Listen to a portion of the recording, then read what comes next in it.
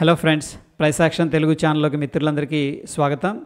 ఈరోజు మనం కొన్ని కీ సెక్టార్స్ అనేది డిస్కస్ చేసుకోబోతున్నాం. ఆ కీ సెక్టార్స్ నుంచి కొన్ని స్టాక్స్ అనేది ఫిల్టర్ చేయడం అనేది జరిగింది. అయితే ఫ్రెండ్స్, ఇక్కడ ఇండియా చూసుకున్నట్టయితే ఎకనామీ పరంగా చాలా ఫాస్ట్గా గ్రో అవుతూ వస్తుంది. దాంట్లో ఈ యొక్క సెక్టార్స్ ఏవైతే మనం ఇప్పుడు డిస్కస్ చేసుకోబోతున్నామో వాటి యొక్క పాత్ర అనేది చాలా సిగ్నిఫికెంట్గా ఉండబోతూ ఉందని చెప్పేసి చెప్పుకోవచ్చు. అటువంటి సెక్టార్స్ నుంచి మనం కొన్ని స్టాక్స్ అనేది ఫిల్టర్ చేసుకున్నాం. వాటిల్లో ఇన్వెస్ట్మెంట్ చేయడం ద్వారా ఏంటంటే మనం కూడా గ్రో అవుతాం. మన పోర్ట్ఫోలియో కూడా మంచి రిటర్న్స్ అనేది జనరేట్ చేసే స్కోప్ కనిపిస్తుంది.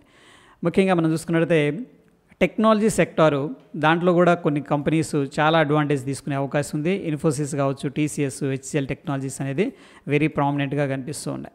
అయితే ఈ యొక్క పర్టికులర్ స్టాక్స్లో మనం ఎందుకు ఇన్వెస్ట్ చేయాలి అంటే, ఫస్ట్ ఆఫ్ ఆల్ మనం చూసుకున్నట్లయితే గ్లోబల్గా డిజిటల్ ట్రాన్స్ఫర్మేషన్ అనేది జరుగుతూ ఉంది.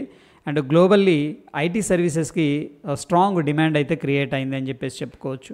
అయితే ఏ విభాగాల్లో వీటికి మంచి ప్రాజెక్టులు ఉన్నాయంటే artificial intelligence, cloud computing, cyber security నుంచి మంచి ప్రాజెక్టులు అయితే ఈ వీళ్ళు దక్కించుకున్నారని చెప్పేసి చెప్పొచ్చు. అయితే మనం ఏదైతే కంపెనీలు డిస్కస్ చేసుకుంటున్నామో ఇన్ఫోసిస్ కానీ, టీసీఎస్, హెచ్సిఎల్ టెక్నాలజీస్, ఈ కంపెనీలు ఆల్రెడీ రీసెర్చ్ అండ్ డెవలప్మెంట్లో వెరీ స్ట్రాంగ్గా వెళుతూ ఉన్నాయి. వీళ్ళకి ఆల్రెడీ మంచి క్లయింట్స్ పోర్ట్ఫోలియో అనేది ఉందన్నమాట. ఇక సెకండ్ మనం చూసుకున్నట్టయితే ఫార్మాస్యూటికల్స్ అండ్ హెల్త్ కేర్ అనేది విభాగంలో సన్ ఫార్మాస్యూటికల్ కంపెనీ కనిపిస్తుంది. దాని తర్వాత డాక్టర్ రెడ్డీస్ ల్యాబొరేటరీస్, సిప్లా అనే కంపెనీలు ప్రామినెంట్గా కనిపిస్తూ ఉన్నాయి. అయితే ఫ్రెండ్స్, మనకి ఇక్కడ చూసుకున్నట్టయితే ఎందుకు మనం వీటిల్లో ఇన్వెస్ట్ చేసుకోవచ్చు అంటే, గ్లోబల్గా హెల్త్ కేర్ మీద స్పెండింగ్ అనేది జరుగుతుంది. సో ఒకప్పుడు ట్రెండ్ వేరు, ఇప్పుడు ట్రెండ్ వేరు అని చెప్పేసి చెప్పొచ్చు. అండ్ జనరిక్ డ్రగ్స్కి కానీ, బ్రాండెడ్ డ్రగ్స్ కానీ స్ట్రాంగ్ డిమాండ్ అనేది క్రియేట్ అయింది. ఇక ఇండియాకి వచ్చేసరికి ఇండియన్ కంపెనీస్ లీడర్స్గా ఉన్నాయి, ఏది ఫార్మాస్యూటికల్స్లో కానీ, అండ్ వీటిల్లో కూడా ఇన్నోవేటివ్ ప్రోడక్ట్స్తో ముందుకు వెళ్తూ ఉన్నాయి. అందుకని ఈ మూడు కంపెనీలు అనేది వెరీ ఇంట్రెస్టింగ్గా కనిపిస్తూ ఉంది. ఇక థర్డ్ది మనం చూసుకున్నట్టయితే రెన్యూబుల్ ఎనర్జీ అని చెప్పేసి చెప్పుకోవచ్చు. దీంట్లో మనం చూస్తే Adani green energy, Tata power అనేది ప్రామినెంట్గా కనిపిస్తూ ఉన్నాయి. వీటిల్లో మనం ఎందుకు ఇన్వెస్ట్మెంట్ ఆపర్చునిటీస్ చూడొచ్చు అంటే, మేజర్గా మనం అబ్జర్వ్ చేసినట్టయితే గ్లోబల్లీ ఏంటంటే షిఫ్ట్ అనేది జరుగుతుంది సస్టైనబుల్ ఎనర్జీ సోర్సెస్ వైపు. ప్రీవియస్గా ఏంటంటే బొగ్గు మండించడం, లేకపోతే న్యూక్లియర్ రియాక్టర్స్ యూజ్ చేయడం, అవన్నంతా సేఫ్ కాదు, ఎక్కువ కార్బన్ డైఆక్సైడ్ అవి రిలీజ్ అవుతున్నాయని చెప్పేసి చాలామంది సస్టైనబుల్ ఎనర్జీ సోర్సెస్ని వెతుకుతూ ఉన్నాయి. అండ్ నెక్స్ట్ మనం చూసుకున్నట్టయితే ఇండియన్ గవర్నమెంట్ కూడా ఈ రెన్యూబుల్ ఎనర్జీ ప్రాజెక్ట్స్ ఏవైతే ఉన్నాయో వాటిని సపోర్ట్ చేస్తూ వస్తుంది. సో ఏంటంటే సోలార్ అండ్ విండ్ ఎనర్జీకి లాంగ్ టర్మ్ గ్రోత్ పొటెన్షియల్ అయితే క్లియర్గా మనకి కనిపిస్తూ ఉంది. ఇక ఫోర్త్ది మనం చూసుకున్నట్టయితే కన్స్యూమర్ గూడ్స్, ఇదేంటంటే ఎవర్ గ్రీన్ అని చెప్పేసి చెప్పుకోవచ్చు.